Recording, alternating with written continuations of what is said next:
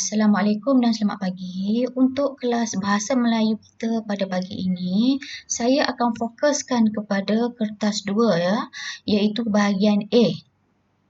Sistem dan aplikasi bahasa.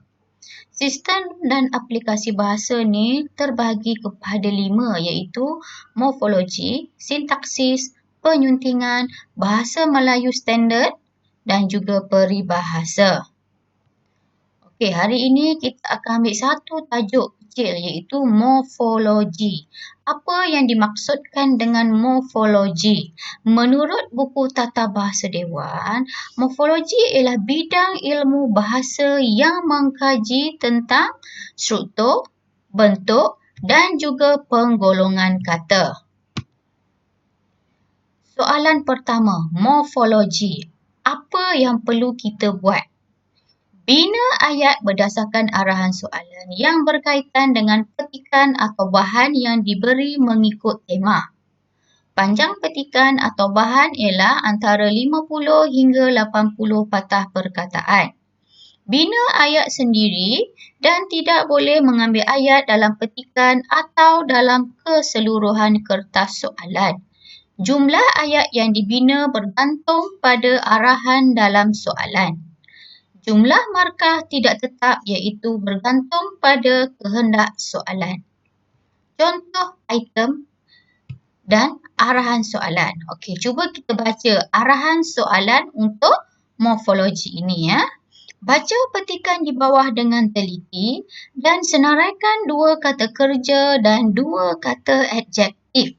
Kemudian, anda dikehendaki membina satu ayat anda sendiri daripada setiap perkataan yang dipilih untuk menunjukkan bahawa anda faham akan maksud dan penggunaannya. Anda tidak boleh menambah imbuhan, menukarkan imbuhan atau menggunakan perkataan ini sebagai peribahasa atau nama khas. Langkah yang pertama, membaca dan memahami petikan. Murid-murid perlu membaca serta memahami setiap ayat yang terdapat di dalam petikan soalan. Contohnya, barisan pokok bakau dan bunyi cengkerik serta agas turut mengiringi setiap langkah ke muara. Terdapat juga spesies ikan yang terdapat juga spesies ikan yang riang bermain gelunsur air.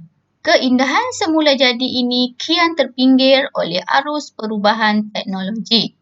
Hutan paya bakau ini hidup subur di sepanjang pantai dan mempunyai bentuk akar yang unik, malah berdiri teguh di atas tanah lembut yang berlumpur.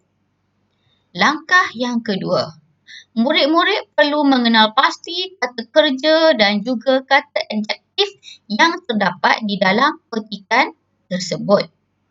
Okey, cuba kita tengok ya. Cuba kita lihat. Cuba murid-murid tengok. Terdapat perkataan yang di-highlightkan dengan warna biru dan juga dengan warna merah. Okey, perkataan yang diwarnakan dengan warna biru itu merangkumi kata kerja, manakala yang berwarna merah merangkumi kata adjektif. Perkataan kata kerja ialah mengiringi, langkah, bermain, berdiri. Manakala kata adjektif, riang, unik, teguh, lembut. Langkah ketiga, senaraikan hanya 2 kata kerja dan 2 kata adjektif sahaja dalam petikan. Okey, dalam petikan tadi murid-murid tengok kan? Murid-murid lihat ada 4 kata kerja dan 4 kata adjektif. Kamu cuma perlu menyenaraikan 2 kata kerja sahaja ya. Okey. 2 contoh kata kerja yang cikgu ambil ialah bermain, mengiringi. 2 contoh kata adjektif ialah riang, lembut.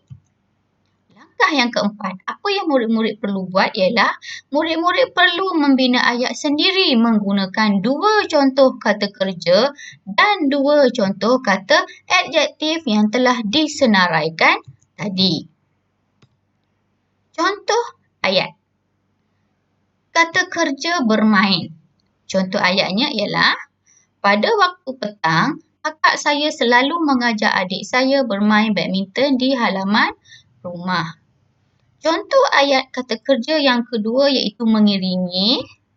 Pihak polis mengiringi kereta Perdana Menteri untuk menghadiri persidangan Dewan Rakyat di Parlimen.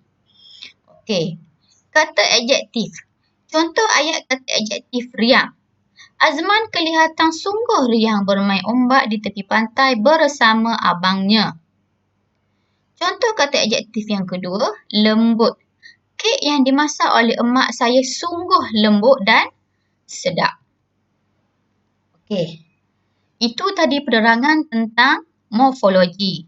Baiklah, sekarang cikgu sediakan satu soalan untuk murid-murid jawab ya. Kita tengok arahan soalan yang pertama. Baca petikan di bawah dengan teliti dan senaraikan dua kata tunggal dan dua kata majmuk. Kemudian, anda dikehendaki membina satu ayat anda sendiri daripada perkataan yang dipilih untuk menunjukkan bahawa anda faham akan maksud dan penggunaannya. Anda tidak boleh menambah imbuhan, menukar imbuhan atau menggunakan perkataan itu sebagai peribahasa atau nama khas. Okey? Okey, ini contoh soalannya ialah sukan air juga mampu memupuk nilai-nilai murni dalam diri. Oleh sebab kebanyakan sukan air ini melibatkan kemahiran menggunakan peralatan, peserta mestilah mematuhi arahan yang diberikan. Aspek keselamatan perlu diutamakan.